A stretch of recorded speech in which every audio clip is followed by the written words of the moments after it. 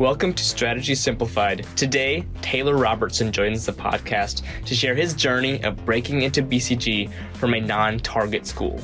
You'll hear how Taylor went from not even knowing about strategy consulting to receiving an offer in the span of just a few short weeks.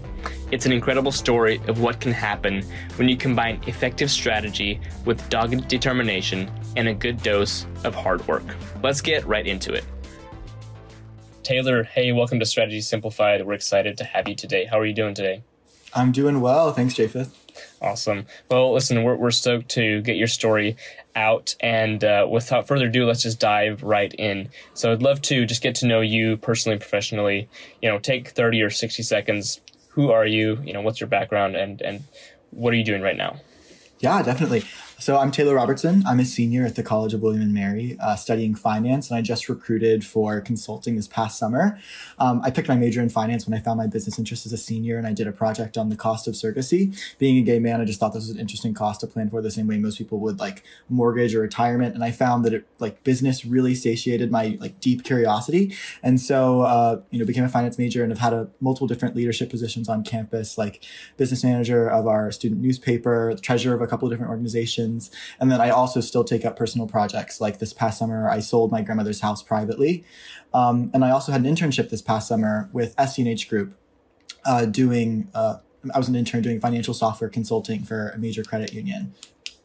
Amazing. And so, spoiler alert, you broke into BCG. So that's the broad picture there. So curious, you're at a kind of a non-target school, a smaller school. It's not necessarily, on the radar for all the consulting firms. But just curious, how did you discover BCG and how did you discover consulting? Yeah, so I'll be starting next fall as an associate at BCG in Washington, D.C. And in terms of discovering consulting, I knew that consulting was a very, very broad field. And, as a freshman in college, I wasn't really aware of, any of the intricacies of it. I'd heard the term management consulting. I don't even think I'd really heard the term strategy consulting at that time. But I remember my mom, I was talking about it with her and she told me they don't pay people right out of undergrad to, advise CEOs. And so I kind of took my mind off of looking into it any further. And, just went about my classes. But then when I did my internship this past summer with SC&H Group, it was more implementation. And I, realized that I don't think that's what I saw myself doing in my career in consulting. And so I saw that there was going to be one Zoom call from McKinsey for William & Mary. This was the first recruitment event that they'd had as far as I can remember. They've not recruited any of the past years that I've been on campus, and as far as I know, have not ever recruited from William & Mary. But 4 of our alumni got on a Zoom call with us for an hour and, kind of introduced the topic of management consulting and what they did and what, it would look like if we were, a business analyst at McKinsey.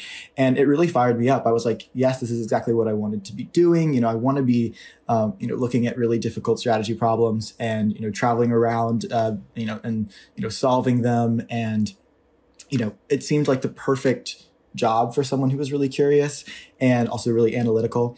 And also quite social. I mean, getting that, presentation skills of, interacting with C-suite level executives at major companies was something that I didn't see myself being able to get in any other industry. Like, I'd looked at middle market investment banking because it seemed like it had the same cycle of projects and exposure to, senior people in companies. But in general, that might just be a CFO. And you're really going through the same process of a deal. And if you're an analyst there, you're in the back. You're not really the one presenting all that often. But I think even as a business analyst at McKinsey or myself as an associate at BCG next year, you're given a lot of responsibility very early on to, carry those conversations with senior officials in companies. And so it seemed like the perfect place for me. And after that, call with the 4 McKinsey alumni from William & Mary, I decided to, do the thing seriously and, started looking up resources. And that's actually where I found Management Consulted. It just seemed like it was, 100% true. All the advice it gave, it never led me astray, never did me wrong. So by following that kind of like my consulting Bible, I ended up being successful in my summer of recruitment. That's awesome. So you kind of discovered strategy consulting in June. You realized, oh, this is what I want to do. More of the strategy work, less of the implementation focus, more like presenting and collaborating and interacting with execs and making a difference on a broad, 30,000 foot level. That's awesome. And so can you walk us through what's next? What came next after you decided I'm going all in? You described how you found some management consulted resources. What are, specifically the 1, 2, 3, or the steps that you took to get you from not really knowing about strategy consulting to obviously landing an offer at BCG? Right. So, the first thing I did was that search for resources, and it wasn't just management consulted. I also reached out to all 4 of those McKinsey, William & Mary alum that had been on that call. And of the 4, I eventually only ever talked to 2, but 2 of them, took my, cold request for a meeting. And I, probably got 20, 30 minutes to talk to each of them in the week after that. So they also, provided, critical advice for me to, really commit to, doing the whole recruitment, which is a very serious thing. Whether you're from a target or non-target school, the case prep is a huge time commitment, but coming from a non-target school, the networking is a huge time commitment. So, ultimately, one of those consultants said to me, like, when you make a connection with a consultant, you definitely reach out. After that, if you get an interview somewhere, you're able to reach out again then and, practice a case with them. And so this, mindset of talk to people. If they talk with you, they want to talk with you, and they'll keep helping you throughout the process, was just a really enlightening and also, kind of inspiring in a way thing to know that, as long as I was doing my end of the deal and, doing well and presenting myself well, then like there were going to be people that invested into me, which was super helpful. And then I just got into the nitty gritty of management consultants resources, like how to write your resume, how to write a cover letter, how to cold network. I probably watched 10, 15 of your videos about how to cold network, how to write the perfect email, and I also iterated that when I started reaching out to more consultants. I refined it, I got some feedback on it, even got feedback on my resume once I got it to the area that I wanted it. I think I probably spent about 12, 15 hours on it before I even started showing it to consultants. And I even sent it into you all, and I think you took a look at it and said, you'll probably hear back from T2s, but I'm not sure about MBBs. And I was like, okay, well, if I'm at this state, then I can probably show it to MBB consultants, and they can tell me what's wrong with it and help me get it to that level. That's what I did. For the people that replied to me. And so I ended up talking to 50 consultants this summer. I probably reached out to twice that many. And I think that I was only that effective because I know other people have a lower response rate because I really worked on that cold email and trying to make it as warm as possible, which was a piece of advice that I got from Management Consulted. And so that's, starting with a little bit about yourself. So if there's a reason for them to want to talk to you, but also making it very clear why you're reaching out. I'm applying as a blank at your company, being very specific about the time that you'd like to talk to them. Put a time in the subject line, give them 3 options in the email, say you'll send a calendar invite with a Zoom link, make it as easy as possible for them so they can reply one time, and then you've sent off that calendar invite and you didn't have to go back and forth 3 or 4 times. Really getting that formula down really helped me with planning the amount of calls that I did, which was, in some cases, 7 to 10 calls in a week, maybe even more. Sometimes I was doing 3 calls in a day. And one of the pieces of advice I got was also, to bring original questions. They want to talk about, their work. And thankfully, I had a long list of questions to ask. And so I was able to talk to so many people that I was able to piece it out. I mostly reached out to alumni of my university. I would say that there are a few at each of the MBB firms, like probably no more than 10, no more than 15 at a max, maybe. But probably somewhere around that 5 to 10 mark of active consultants that are alumni. So enough that I could reach out, but I wasn't getting my choice necessarily of like, this is where the offices, like any office has alumni. No, it was very specific offices where I had alumni. And so I only had, the opportunity to maybe create a connection in that office. And I also think that one thing I did, which I can stop if this is too long of an answer, but at McKinsey, I kind of shotgunned offices. And I was like, I'll talk to whoever that I can get on the phone. Whereas at BCG, I had the opposite approach of I'm starting with 2 consultants in DC. These are the only consultants I know that are in DC. They both said yes to me. And from then on out with those two consultants at BCG, I asked if they could connect me with anyone in their pride group at BCG. So being gay, I had looked up and done the research on all the different firms I was applying to, and all of them had, a pride LGBTQ, employee resource group. And by asking that question, I was connected to 3 new people from those two consultants. So at that point, I had 5 different people that I had talked to at BCG. And from those, second level conversations, I think I got referred. One of those people was a project leader. Everyone else I had talked to had been a consultant. And then when I talked to that project leader, he actually got me, in touch with the principal. So then I was able to talk to a principal before I'd even had my first, before I'd even been notified if I would have a first interview, I believe. But, one of those consultants also, thankfully said to me, because I was, at this point I had invested so much time into recruiting. I'd probably talked to 15 consultants, 20 consultants by this point in total, because I'm networking at other firms too, like Kearney and OW. And I had nothing to show for it yet. I hadn't yet heard back about whether I was going to have an interview anywhere. But one of them said to me, "I'm sure you'll get one." And I was like, okay, I don't know if that means anything. I don't know if that means, they put in a referral and that means that they're pretty sure I'm going to get one.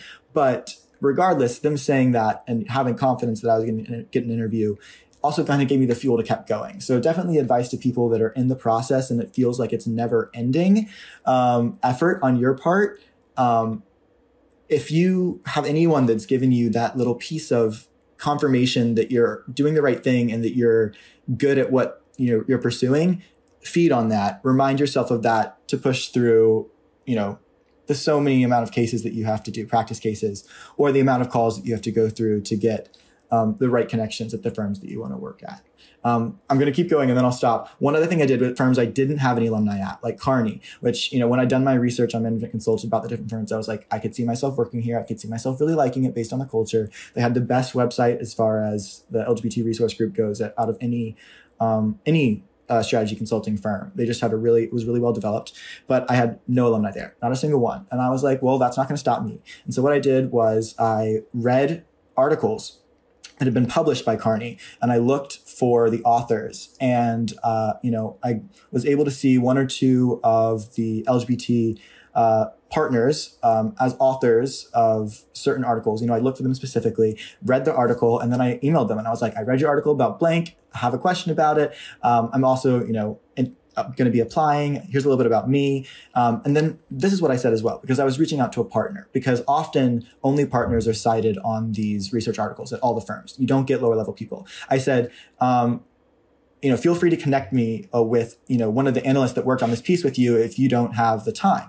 And so thankfully this person, passed me along to an analyst, someone much more their junior who had the time to talk to me and then passed me along to other people. And so don't be afraid to reach out to a partner, but I'd also say they're not necessarily going to be the best resource for you if you don't have any true connection to them. And so I'm sure I could have gone back to them after I'd talked to, people who were more junior. But from that one connection at Kearney, I was passed along to, I believe, 3 other people at a junior level, got invited to do an office visit, in person in the DC office, which is amazing because then I met, a principal just being on the floor and was able to get a Zoom call with him later. So I was able to really lay the groundwork at a place where I had no actual connection by putting in the time and effort to read and be interested in what I was interested in. It wasn't like I was reading articles about, something out of left field that I didn't care about, like oil necessarily. I was reading about like the future of food and like, of meat and meat substitutes. And I was like, this is very interesting. And so it was, great to be able to find connections at a firm that I didn't have any at. Yeah. Wow. I think that deserves a pause just to suck it all in. Man, Taylor, you freaking crushed that process. Way to go. You say you talked to 50 consultants, 50? I talked to about 50 consultants. I think it might have been like 45. Yeah. But I had some calls planned even that I then, didn't take once I'd gotten the BCG offer because it was my top choice. And I had some calls lined up with people at Bain because they had a later recruitment cycle. And I kind of purposely staged my MBB so that I had McKinsey and BCG first. And I was giving myself like Bain later as if I completely fail on my recruitment cycles for these two, then I have time to go back to the drawing board, see what I did wrong, and do it better for a third shot at one of these really great strategy consulting firms. But then when I got the BCG offer, I just dialed back and was like, didn't take some of those calls because I didn't need to at that point, and I was really busy with school starting. Mm-hmm. And so, Taylor, what was the timeline from when you started your search to when you accepted the BCG DC offer? Yeah, so I had that McKinsey Zoom June 25th, I believe, or June 26th. So the last few days of May is where I was starting my reaching out to people. And I knew that the deadlines for all of these firms were like July 7th, July 11th, July 15th. I think those were the 3 dates. And so, I had a big time crunch because I knew from, resources like Management Consulted that if I was going to get my application like flagged or get a referral, like I had to talk to people before I submitted those applications. So I submitted both of my applications for McKinsey and BCG, I think like day of, or the day before the deadlines. And before I did that, I'd probably talk to, at McKinsey, I think maybe 7 or 8 consultants, and at BCG, maybe 4 or 5 by the point I'd submitted my application. And I still had calls though lined up because I knew, they're not going to review it right away. It could still get flagged by somebody. And the better and deeper my connections in the offices and the firms I want to work at, the better. And so, I never turned down a call, and I never stopped asking for something at the end of my call. So that was one of the big advices from Management Consulted as well, was, you've always got to have an ask at the end of your 20-minute Zoom call. And so in the beginning, mine was, can you please review my resume? Because I needed that done before I submitted my application. And then it was, can you review my cover letter?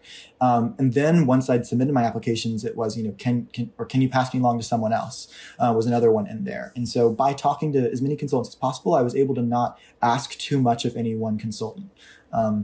Because if I did that, I might have, lost the connection because I asked for too much, and it would have been a not equal relationship. But I got the first round interview notification maybe a week later from BCG, and then I think maybe a week and a half after that, I had my first round, and then they had given me 2 weeks actually to prep for the final round.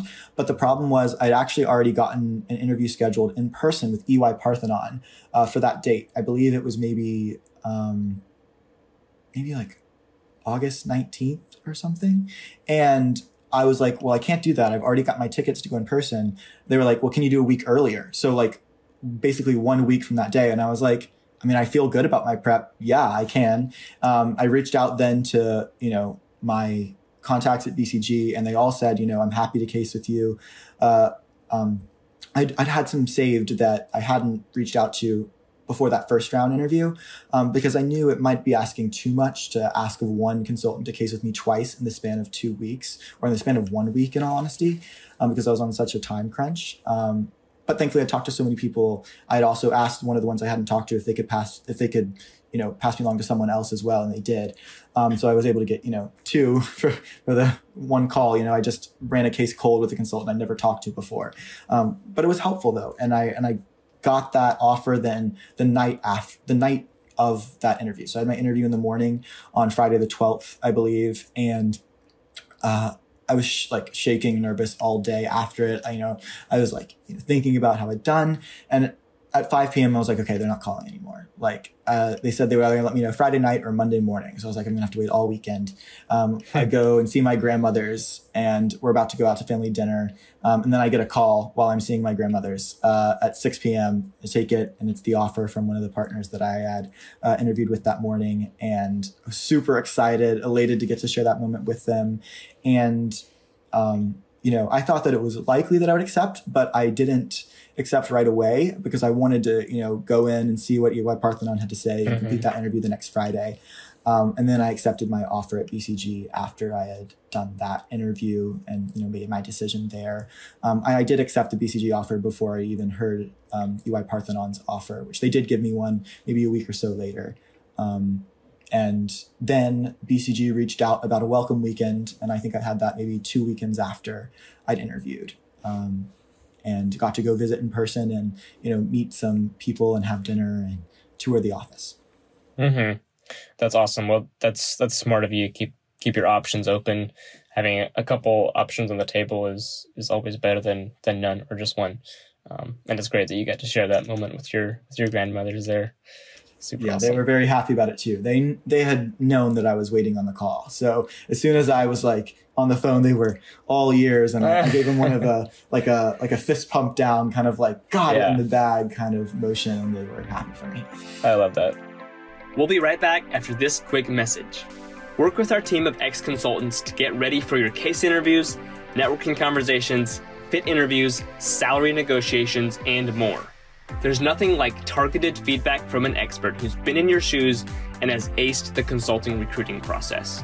We've helped over 12,000 candidates pass the case interview at premier consulting firms like McKinsey, Bain & BCG, as well as firms like Google, Amazon, and Capital One. Book an hour or more of one-on-one coaching time today by following the link in this episode's show notes. All right, let's get back to the show. Okay, well, let's say you're sitting down with somebody from a William and Mary of the world. You know, they're not necessarily a target school. Do you have one or two pieces of advice you'd share just for them to be able to put their best foot forward in the consulting recruiting process? Right. Yeah. So I'd say there are two big things. And, people at target schools, they just need to worry about their case prep. When you come from a non-target school, your networking is going to be just as important as your case prep. And I will say that you need to network harder than you thought you could. You need to network like nobody's business, because ultimately, they're not looking for someone from your school. They're not looking for you. So the onus is on you for them to get interested. I've heard before that these consulting firms spend $50,000 per recruit that they bring in. Like that's what their recruitment spend is for out of undergrad. And so when you think about it, they're paying $50,000 for them to go and, find students from these target schools. That is their pipeline. And so at a non-target school, your networking is super important. So if you're from a non-target like William & Mary, where I had a few alumni, but not a lot, reach out for sure. Reach out early as you can. Myself, I was in a time crunch. If I had reached out a little bit earlier, that might have been nice, but I was still successful. But I was also very stressed the whole time to be getting those calls and making sure that I had gotten the right amount and the right ones as well. The quality is really important. And so I would say that networking piece, my best advice I can give there is you don't want to shotgun like I did at McKinsey. You don't want to just talk to a bunch of people who don't know each other across a firm. The strategy that I think was super successful was at BCG, I spoke with two people who were alumni initially, and then I got them to pass me along to other people. So unlike at McKinsey, where I reached out and found, the dozen people I wanted to talk to, BCG, I was passed along. So what this meant was once I talked to that initial person and they sent me along to the second person, they both of those two consultants, knew that they were going to have talked to me. After I finished talking to the second one, they knew that they were going to get together and talk about me and what they thought about me, make sure they agreed. And so when that happens, instead of one person who has no sort of responsibility to do anything on your behalf or to think about you again, it's different than when there's two people who have both mutually agreed to talk to you, know that they've talked to you, and know that they're also going to then talk about how their conversations went. And then when they've done that, they become a pair, and if they both agree, then they're going to actually do something on your behalf in the sense of putting a word in or making a note or making a referral. And, I think what that does then is creates a community inside of the firm that wants you. A lot of people say later on when you're at these firms, you network your way onto like teams. You've got to network your way into the company as well. But having a team of people that know each other that wants you is so much more powerful. And so, when I ended up talking to three people in the Pride network there from my two alumni, some of those Pride people that I'd gotten from the different William & Mary consultants who didn't know each other, those Pride consultants did know each other. So then, I had a web of 5 people, all interconnected, who knew that I had talked to somebody else. And so, I'd really gotten myself in the system, was passed along to a principal. There was a group then advocating for me. And at one point I even heard myself, in an email, called one of our Pride candidates. So I had been sorted into a certain bucket as well at that point. And so, not everyone has access to an employee resource group, but I would say that the idea of getting people at a firm who all know each other to know you and talk about you and know that they've all talked to you, it's going to be super powerful on your behalf because you've got, a group inside that would want you. They're basically saying, I would work with that person. Anyone who says yes to, after your thank you email and actually replies to you is, someone who thinks that they could work with you and they could see you on their team. So when there's a whole team of people who have worked together who'd say, we could have this person on their team, they're basically telling recruitment, like, yeah, you could put this person on our team. We're willing to train them. They could be on their first project with me. And that says a lot. Instead of there being, a smattering of one consultant here, there, and everywhere who maybe put in a referral for you, you don't know, they're not following up with anyone else internally. So that, getting connections from the inside. When you talk to somebody early on, I would say it is really great to ask to talk to somebody else. So if you're, a man, and you speak to a woman candidate, ask, maybe could you pass me along to, are there any men alumni from my school at this office? And you might know that there aren't, but they might say no, but I can pass along to this. Or if you're, a woman, or if you're an Asian woman, reach out to one of the white guys at the firm and say, do you know any Asian women that you could pass me along to? Because they're going to want to try and get you in front of someone if they like you who, has the perspective that you're looking for. And so, this might be a little bit more helpful from, a diversity angle, but you can really play it any way that you want. If you talk to a non-alumni first that you're able to reach out to because they were someone you knew tangentially or met at a recruitment event, ask them if they know any of your alumni from the school or vice versa, just any way that you can get someone to refer you to someone else internally. You don't need to ask for a referral in their database. Just ask to be referred to someone else. And once that starts happening and you've built an internal group supporting you, I think you're golden. Because something that these firms have that I didn't really know until further along the process is they have an internal priority list as well, or something of that sort, I believe, is what I was able to suss out. And what that means is just they're aware of who's interested in them and they're aware of who they're interested in. And so if you're from a non-target and you're interested in them, you need to get yourself, in their priority. And I didn't have this mindset until after I already found out I was probably on it, if it does exist. But, I was reached out to by, someone who was involved with recruitment who I had not even reached out to. They had just heard my name, and wanted to talk to me. And so at the point that happened, I was like, oh, wow, I've really created a good impression. I've talked to, 7 or 8 people in this office now, just because they've all passed me along to each other. Like that model is what is successful. I've since talked to a partner at that firm and they said to me, yeah, people don't understand that if they're from a non-target like William and Mary, that's what you've got to do. You've got to talk to 12 people in one office at the firm you want to work to. That's what I did. By the time that I had my final round interviews with 2 partners, I talked to 12 people in the DC BCG office. And it was all natural, internally from one person passing me along to the next. And so if you're from a non-target, don't stop. Keep trying to, weave your way into a group of people there who wants you. If they keep passing you along, you're doing the right thing, and don't ever say no to a call, and always express interest that you're happy to be talking to someone else. Mm-hmm. That's awesome. Well, you said it best. You laid it out really well. Bravo. So network your booty off. Don't give up. Take advantage of all of the channels, all the angles that are available to you, and work your butt off. Love that. So one thing I know our listeners are asking about is how did you case prep? What was your strategy? And so can you just dive into that and share what you did to set yourselves apart in the case prep process? Sure, definitely. So in terms of, setting myself apart, I think my goal was just to be as good at casing as I possibly could be. I saw all the advice of, some people are saying, you have to do 30 cases. Some people say, I only did 15 and I got an offer. Some people say they did 85. All of those are good to hear. Ultimately, you're going to find out once you're into the thick of it, what it's going to take out of you.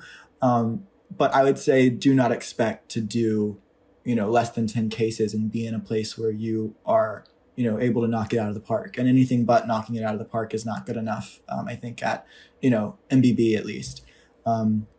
So I personally, just to kind of give a high level overview of what my case interview process looked like, I did 25 out loud before my final round interviews at BCG.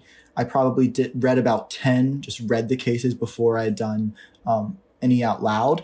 And I watched every single video on Management Consulted's YouTube about cases. I didn't watch all of the recorded cases because those are like 40, 50 minutes long. Probably only watched like 2, 3 of those. But I watched all of the, videos talking about, the structures, the frameworks. And I started those out early. I learned all the, basic frameworks. But ultimately in doing so, I was just really learning all the different buckets that you might have when you create a framework, because I knew going into it, I consider myself a very original person, and I wasn't going to go in and just use any of those, standard ones out of the gate. I think I started trying early on to be pretty customized with my frameworks, but I also went through, those 10 cases I read and the ones that I did, the first few with students at William and Mary from my consulting club, which, I think I was the first case with about maybe 6 different students in my process. So like, my consulting club was not very active. We didn't really use each other as resources all that often. And so, I was 6 people's first case, I was one of those people. One of those people was my first case. But, in order to get partners out of my own school, I had to, plan with them to do a case and actually go through with it. But, those original frameworks that I was using, I went through the Darden case books. Those were and the Wharton case books. Those were the ones that I used. I think Wharton 2017, Darden 2018, and Darden 2021. Those were my main ones. That was probably like 30 cases in total. And I probably did 25 or more of them. And I went through and I read all the ones that I had done. And I went through and wrote down all the different, buckets that they used. And I think I went through a different case book that I hadn't even used, just to try and get a sense of which of these buckets are the most common. And I created just resources for myself, like out of, the 30 different possible resources that are mentioned in any of these frameworks, like, out of the Porter's 5 forces, out of, a standard, acquisitions case, like X, Y, and Z are the most common. And it would be things like, profitability, market. But I went through and I just started. And so I had an idea of like, in terms of priority, what are the ones I need to know how to do really well? And what are the ones that like I should be aware of, but I'm not necessarily going to be bringing in as often. And so making those own resources and putting into my own words what I was trying to, comprehend about the casing process was super helpful.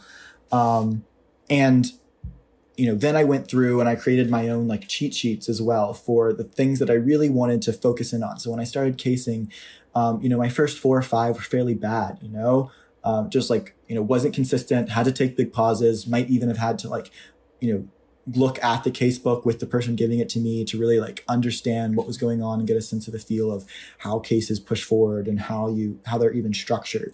But once I learned that structure, then I needed to figure out, well, how do I, case as best as I can? So, I went through in the same way I did with like the common buckets, I went through and I looked at all the clarifying questions that they have in these case books, the ones that actually were given answers to. And I was like, which ones of these are the most common? And then I came up with just a note card that had like the top like 6 questions that I knew I might be asking. And so my note card had these things: goal, objective, metric of success. That was 1. Competitor facing same issue. That was question number 2. Profitability target. That was question number 3. Location. Question number 4. Timeline. Question number 5. Business model. Question number 6. And the last one was, are there any trends or factors influencing this? And so by having those questions in front of me, which I then had in front of me for all of my practice cases, it really helped me target what are the most likely questions I should be asking about this prompt I've been given. Sometimes I ask questions outside of those, but those help steer me, especially when I was like, what do I ask? It gave me something to ask and generally always steered me in the right direction. And then created 2 more cheat sheets, which were understanding qualitative questions and understanding quantitative questions. So, after you get that main prompt and after you deliver your framework, all the rest of the case is just made up of qualitative and quantitative questions. So if they give you a table or a graph, that's a quantitative question. If they give you a brainstorming question, that's a qualitative question. And so even when you're given a sub question, a qualitative question, you need to have a simple framework. And so it should really, at that point, probably just be 2 things because you don't have time to create 3 or 4 buckets. And so I had the list of the most likely separations I could have into 2 subjects. So for example, they were internal or external, or short-term or long-term, or financial and non-financial, or supply side, demand side, or benefits and costs. And so I was able to structure really quickly under that 2-pronged device of structure, because ultimately I could say whatever I wanted and just say it was a part of one or the other. It was really quick to think and sort into one or the other. And, I did go through and say all the internal ones I thought and try to do internal and then move on and do all the external. But it just helped me to be able to appear really structured and be structured in the way I was thinking about it. But when, you only have 10 seconds to whip that together. And then for the quantitative questions, there's really specific things to like key in on that I found out, through looking at resources like Management Consulted and other websites. And it was determining what info is relevant, identifying if additional info is needed, like stuff that's not there that you need to ask for. Then you need to identify how you're going to calculate your answer, lay it out for them, and then perform it and develop, insights, right after you give those numbers that relate it back to the client's objective or the business problem. And so, those are some pretty common things, but having it in front of me while I was practicing and having it, trimmed down to the core advice that I felt like was relevant for me to improve was super helpful. And, I went through and did 25 cases. Probably the first 10 or so were with students from William and Mary. And we were all very green at it. And at that point, I was like, so I need to move on to casing with consultants, professional consultants, because I wasn't really getting much advice anymore from students. They didn't have much to say at that point. And then I did my first real case with a consultant at West Monroe, who was an alumni of William and Mary. And at the end of it, I asked them, like, would this be good enough for first round pass at West Monroe? And they were like, no, it wouldn't. And so that also really helped me to know, like, I've got to keep going. I've got to practice case with more consultants. He said it was still really good for a case with a first consultant, but it wasn't enough for a pass first round at West Monroe. So just, if you have not cased yet with a professional consultant, what are you doing? How are you possibly good enough if you haven't cased with a professional consultant? You don't know the true advice from someone who's been there. So I cased with professional consultants, then probably at least a dozen with professional consultants after that. And yeah, probably about a dozen. And each time, if I ever got repeated advice, that is what I specifically made sure I targeted. Before I went in with a case with, consultant number 4, I made sure I reviewed all of the advice from consultant number 3. And I just, wrote it out before I even started case number 4. I was not going to make the same mistake a third time. If 2 consultants have told me the same thing, told me I've had the same problem, that means it is a real big problem. Sometimes something that one consultant says, that's just a matter of opinion. People have different casing styles. There could be one partner that likes the way you case and another maybe doesn't, in all honesty, if you do one weird thing or this or that. But, things that were common to multiple consultants telling me, I very targeted, made sure I did not repeat that. And that allowed me to get progressively better and better and better. If you're not improving from one case to the other, you really need to be spending more time on your analysis of what you were doing wrong and really implementing it. I think that casing is just building casing habits. Like, you're not really going into the final round having done all these cases because you've learned everything there is about casing. You've just learned enough where your habits can get you through 65% of the case.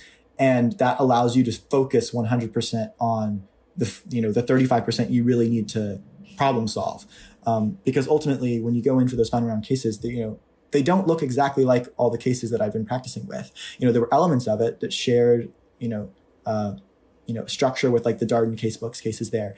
But, by having done enough cases, I was able to, complete all that commonalities really quickly and then focus my brain power on the things that were different, like solving for multiple metrics of success, which was something that I hadn't really done. I'd solve for a profitability as a metric of success, but for there to be brought in other things the partner was asking me for there to actually be a recommendation, it needed to be multi-pronged. And so that was something that, was different from some of my practice cases. And ultimately, I asked some of my consultants I practice case with to do that to me, to throw something out of left field, to be aggressive with me. So I was ready for any conditions come final round interview. Mm-hmm. If you haven't ran a case with somebody who's being aggressive with you, that's also probably a very, important thing to do in your cases that you get done before you go and have these interviews.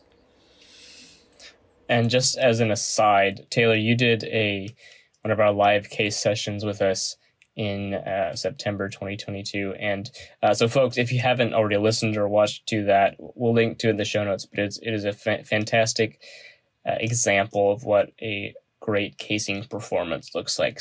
If you want to know what that looks like, just go listen to that. Taylor, we're grateful for you volunteering to do that and provide the community with a good model of what that looks like. So thank you. Yeah, it was wonderful to get to do that.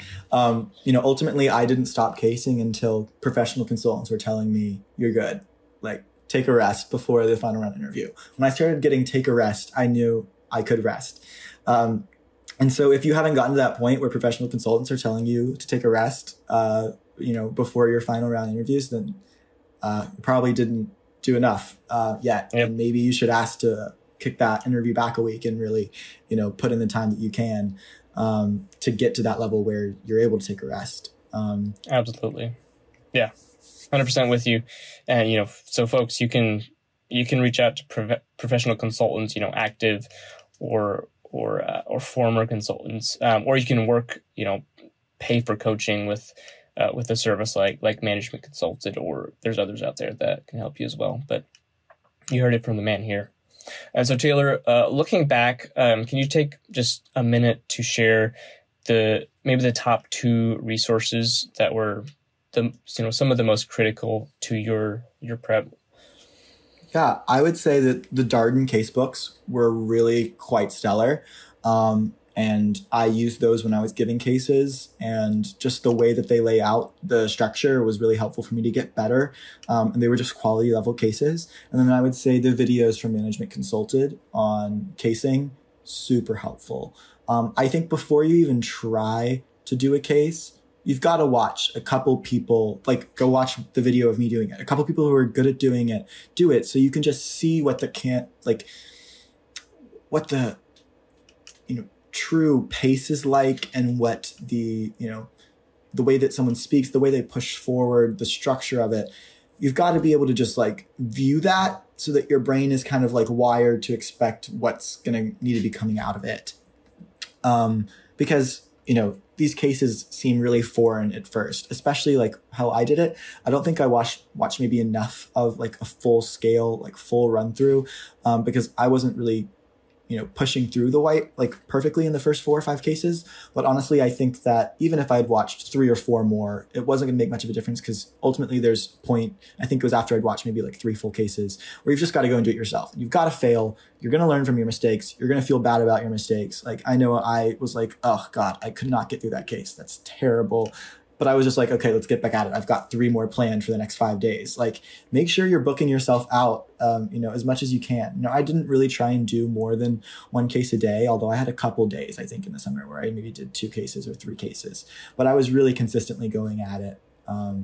If you've only got weekends, there definitely was a weekend day where I was just doing, recruitment practice, whether that be networking calls and case prep for 5 or 6, 7 hours of the day. Yeah, you went after it, hustled. Love it. Okay, well, Taylor, you're starting at BCG in a little while, a couple months. What's one thing that you're really looking forward to at the firm? So, in terms of projects, I'm looking forward to that. I'm hoping to do maybe a consumer goods go-to-market case, but I'm also really looking forward to meeting my incoming class. When I went to Welcome Weekend, I got to meet a few of them, and they were all really nice, really cool people. Just great conversationalists all around at BCG. Every single dinner table. I only went to dinner once, but dinner and then a brunch. Every single table I was seated at, conversation just flowed fabulously. I think that the kind of people that I'm going to be around are the kind of people that I like being around. And so I'm very much looking forward to that. And then I'm looking forward to, actually getting into the nitty gritty of the work and, trying a lot of different types of cases, and just, getting some, we'll say expertise in some industries in the matter of, 6 weeks to 3 months. I learn really quickly, and I'm looking forward to doing that. Yeah, love it. Well, we're excited for you. So to end today's discussion, as is tradition, we've got a few fun questions we'd love to ask you. So you ready? Great. All right. So give me the top place on your travel bucket list. Where are you going? I really would like to go to Rome. I haven't been. I know I'm a big fan of Roman history and ancient civilizations. So I just think it'd be super cool to go and see the Colosseum, and Trevi Fountain. But I also want to go see Dubai and Athens and Singapore. So, we'll see where I can maybe weasel my way into an international case later in my first year of working at BCG, and see what I can get. That's one thing I'm looking forward to as well, is hopefully trying to get on a cross office case. Yeah. Get some traveling under your belt. Sweet. All right. Well, the last question for today is what's one thing that you're listening to or reading or watching right now that's been inspiring you?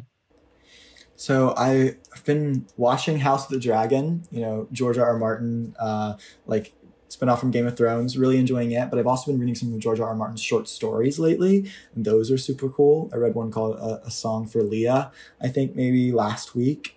He's just got some really great short stories, and they're making me think about, things like what's important and, interpersonal interactions. He's a great writer. So that's been inspiring to me because I also like to write, and that's, I started a creative writing club on campus actually last year. And so that's Awesome. kind of my thing besides finance that I love doing. But in terms of what inspired me also when I was recruiting, I would say Wall Street Oasis and Fishbowl. If you need people in your ear pushing you along, I think those are really two great things to keep you thinking about consulting and for you to hear other just normal people's perspectives on their recruitment process and also just what these firms are like. So that would be like the Consulting Fishbowl, and then the Wall Street Oasis Consulting, just like kind of forum. And there will be really good information there also about like when people are hearing back from their interviews, and it's just helpful then to kind of pace yourself against them in terms of what you can expect out of your experience. Yeah, that's super helpful. Appreciate you sharing all those resources, and more than that, just your story and your tips and tricks and how you did it. It's really been awesome to hear and even learn from you. And so I know a lot of our audience are going to find the same when listening to this. So appreciate you coming on, Taylor, sharing your story. Thank you so much. I was happy to be here and get to talk about it. And good luck to all of you who are going through recruitment. There's light at the end of the tunnel.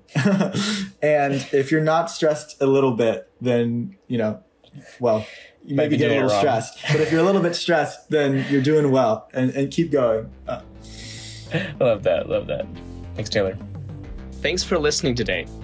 If you are looking for a professional consultant who can tell you if you're ready for your case interviews or not, then you can work with our team at Management Consulted. Our coaching team is made up of former MBB consultants and interviewers who can give you pinpoint advice to take your casing to the next level.